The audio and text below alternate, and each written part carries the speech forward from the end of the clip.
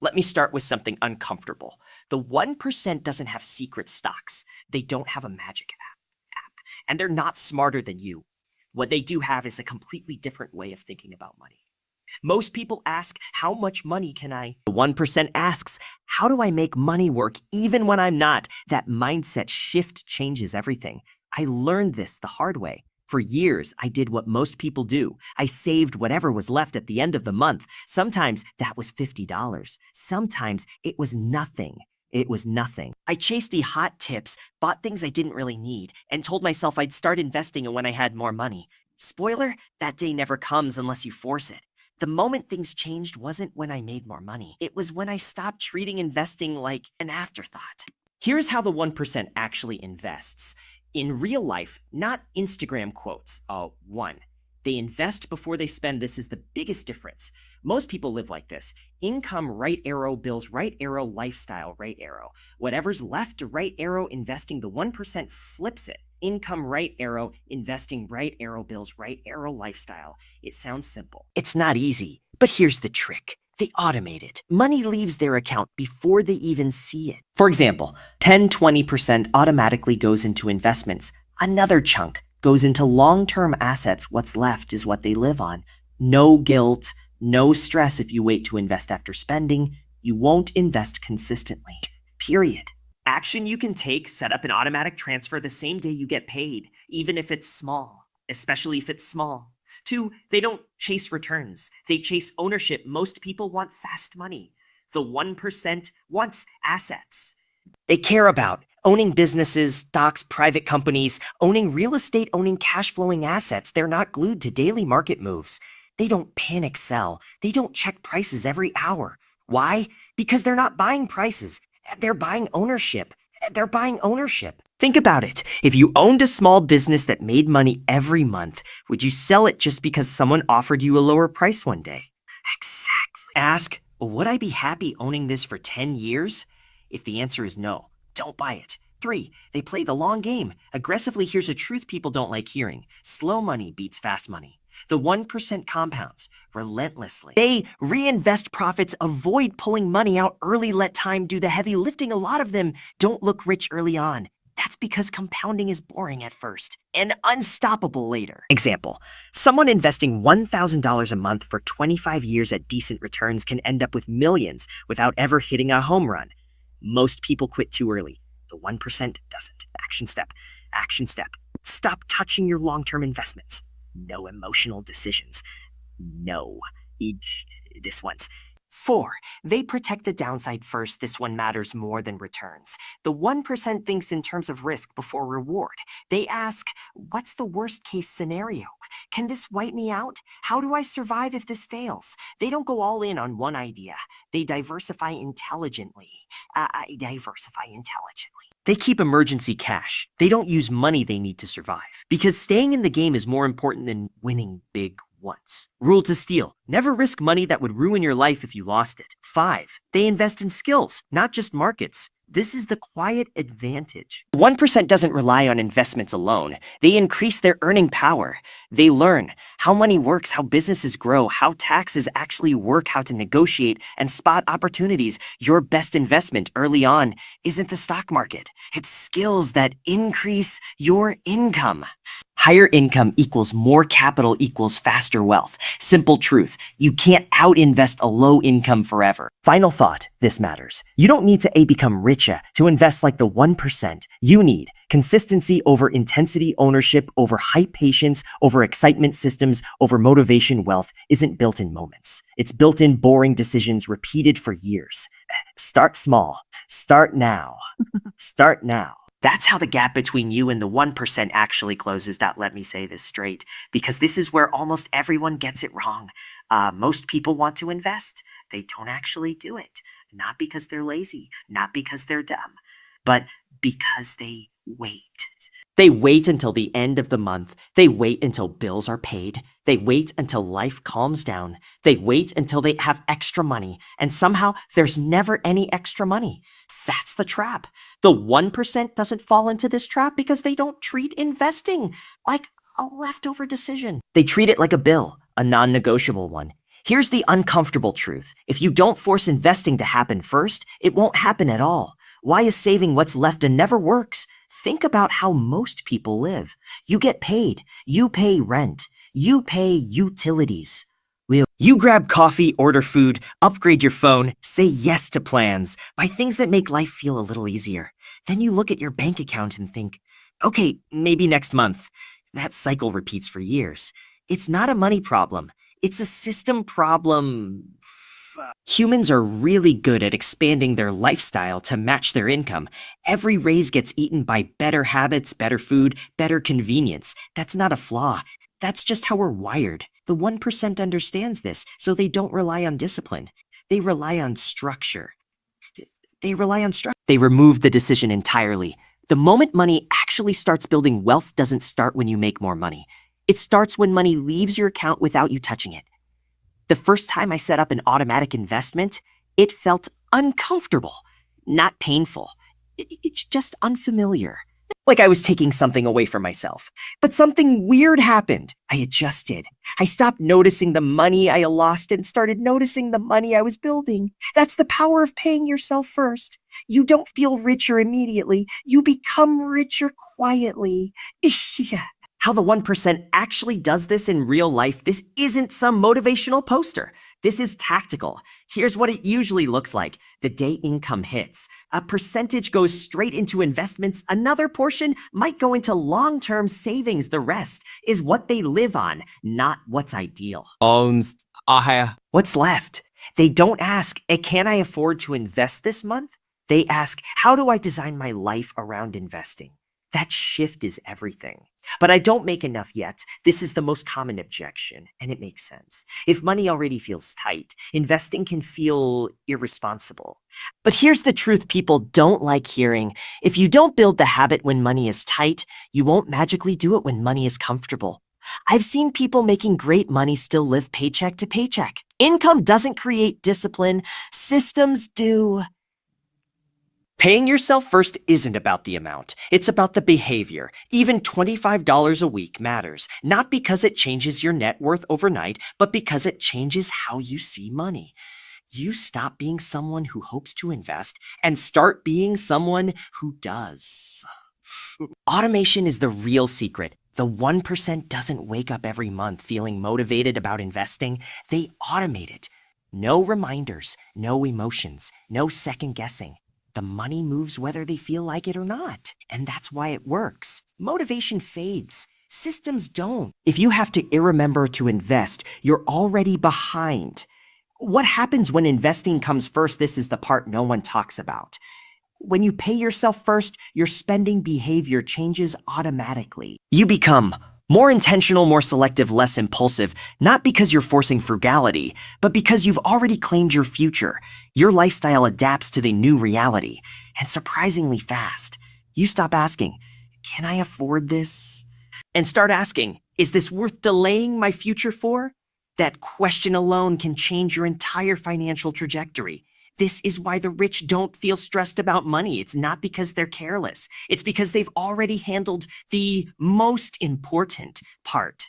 Their future is funded first. Everything else is just lifestyle management.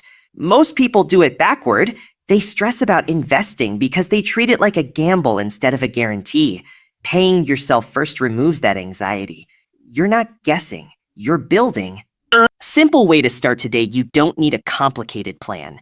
Start with this. Pick a percentage, even 5-10%. Automate it, don't touch it, increase it later as income grows. That's it. Not exciting, not flashy, but insanely effective. Final reality check, the 1% doesn't have better self-control than you. They just stopped trusting themselves with decisions that matter long-term. They designed a system that makes the right choice happen automatically. Paying yourself first isn't a trick. It's a line in the sand. It says, my future gets paid before my comfort. And that one decision, repeated every month, is how real wealth actually begins. That, let's be honest for a second. Most people don't want to invest. They want to flip. They want fast wins, screenshots, excitement, and the feeling that they beat the system. The 1% doesn't play that game. Not because they can't, but because they understand something most people don't. Real wealth comes from owning things, not trading things.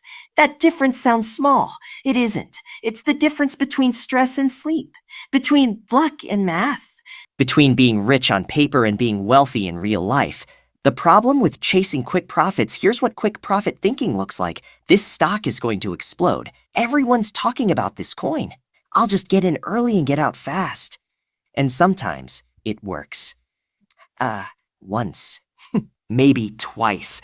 But over time, this approach quietly destroys people because it relies on perfect timing, emotional control, and constant attention. Miss one exit, panic once, get greedy once, and months or years of progress disappear. The 1% understands that speed increases risk, so they slow everything down. Ownership changes how you think when you own something. You stop asking, what will this do tomorrow? You start asking, what will this produce over years? That mental shift is massive. Owning means you care about cash flow, you care about fundamentals, you care about durability. You don't flinch at volatility because you're not planning to sell anyway. If prices drop, the question isn't, should I panic? It's, am I getting a better deal? That's how owners think. Stocks aren't lottery tickets. They're businesses. Here's where most people get tripped up. They say they're investing in stocks, but they have no idea what they actually own. A stock isn't a ticker symbol. It's a slice of a real business with real customers, real revenue, and real expenses. The 1% evaluates stocks like business owners. Does this company make money? Can it survive bad years? Does it have pricing power? Would I want to own this if the market shut down for 10 years? If the answer is no, they move on. They're not impressed by hype. They're impressed by resilience. Real estate works for the same reason. This is why real estate shows up again and again in wealthy portfolios. Not because it's flashy, but because it's tangible and productive. Rent comes in whether the market is up or down. Inflation often works in your favor. Time reduces risk. Owners don't panic during downturns because the asset still does its job. That's the ownership mindset in action. Why the 1% doesn't care about daily prices, this part confuses people. How can they not care when prices move so much? Because prices don't pay the bills. Assets do. The 1% measures success by cash flow, equity growth, long-term value creation, not daily fluctuations. If an asset is still producing value, short-term prices are just noise. Most people consume that noise nonstop and call it a being informed. The 1% filters it out. Trading feels productive. Ownership is productive. This is an uncomfortable truth. Trading feels like work. Ownership quietly does the work. The brain loves activity. Clicking buttons, watching charts, reacting to news, it feels like progress. But real progress often looks boring.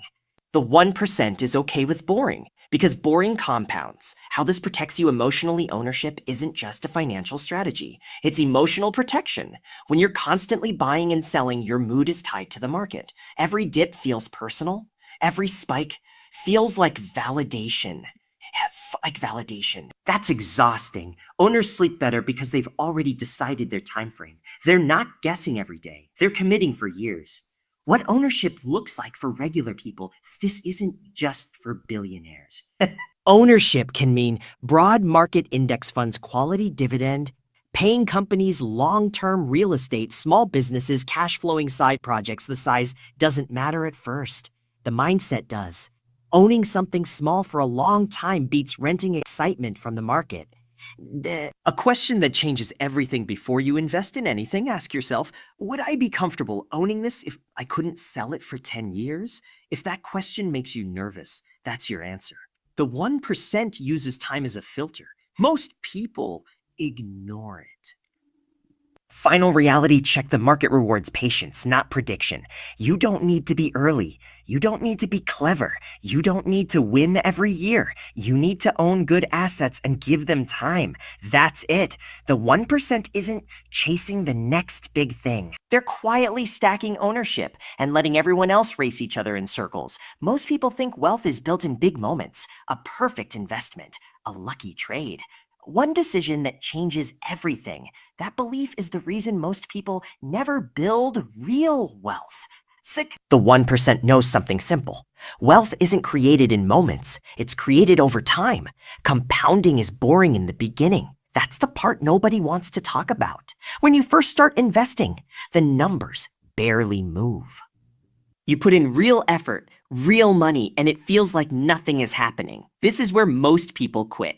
Not because the strategy is bad, but because the results are slow. The problem is compounding doesn't reward excitement. It rewards patience. In the early years, your money isn't doing much work. You are.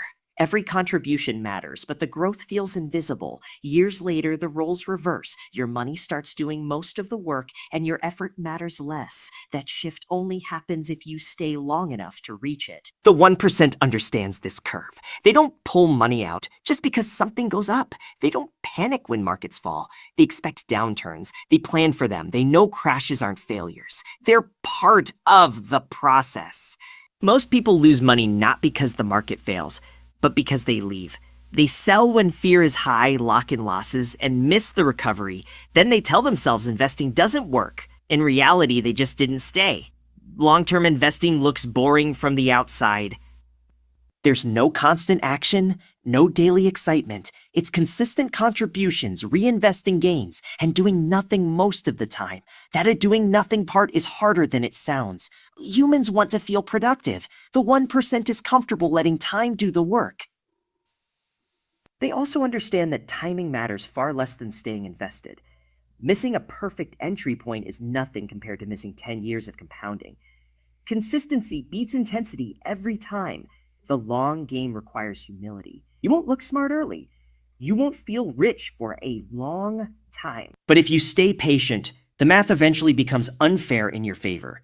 Compounding doesn't need you to be clever. It needs you to stop interrupting it. Stay invested. Stay consistent. Stay calm. That's how the 1% turns time into wealth, and why most people never do. Most people start investing by asking one question: how much money can I make? The 1% starts with a different one: how much could I lose? That single shift changes everything. Because here's the truth: you don't need massive returns to build wealth. But you do need to survive long enough for compounding to work, and you can't compound if you get wiped out. The biggest investing mistakes don't come from being too conservative. They come from taking risks that are big enough to end the game. The 1% understands that avoiding catastrophic loss is more important than hitting a home run. That's why they think about downside first. Before investing, they ask, what's the worst case scenario? Can this investment go to zero? If it does, will my life be permanently damaged? If the answer is yes, they walk away. Most people ignore these questions because they're focused on upside. They assume confidence equals courage. In reality, ignoring risk is just optimism without a plan. This is also why the 1% doesn't go all in on one idea. Concentration feels bold, but it's fragile. One bad outcome can undo years of progress. Diversification isn't about being safe. It's about staying in the game. They spread risk across assets, industries, and time. Not randomly, but intentionally. That way, no single mistake can destroy everything. Another underrated part of downside protection is liquidity. The 1% keeps cash. Not because they hate returns, but because cash gives flexibility. It prevents forced selling during bad times. It gives options when opportunities appear. It allows patience. Most people run into trouble, not because their investments are bad, but because they're forced to sell at the worst possible time. Emergency cash prevents that. The 1% also avoids using money they need to survive.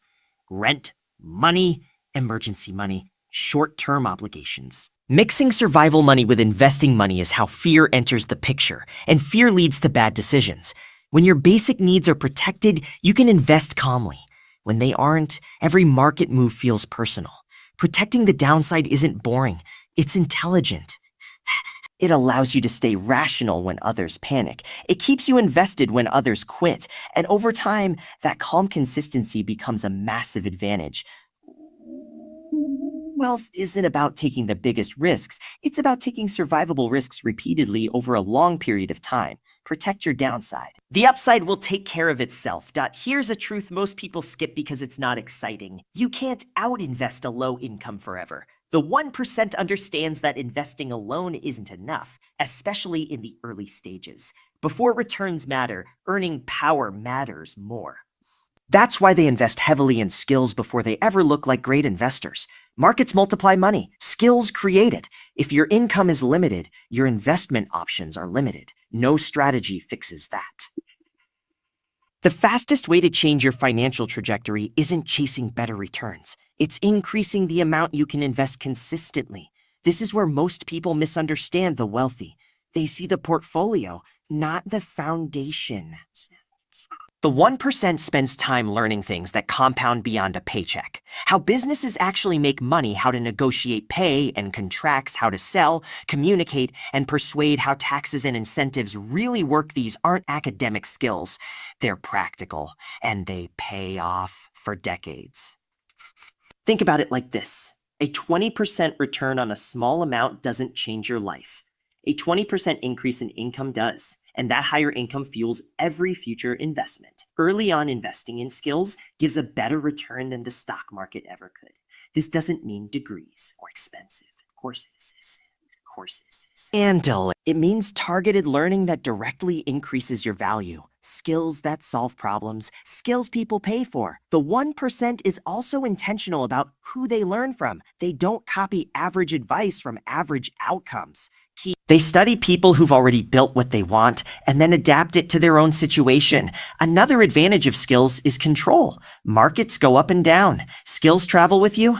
They work in good economies and bad ones.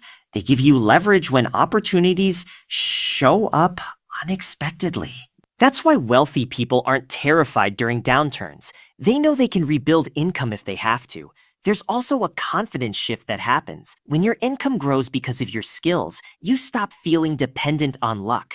Investing becomes calm instead of stressful. You're not hoping your portfolio saves you. You're feeding it. The 1% doesn't ask, what stock should I buy? Before asking, how do I make myself more valuable? That order matters. Long-term wealth isn't built by choosing between skills and investing. It's built by combining them. Skills create income. Income creates capital. Capital compounds. If you want to invest like the 1%, don't just invest in markets. Invest in yourself first.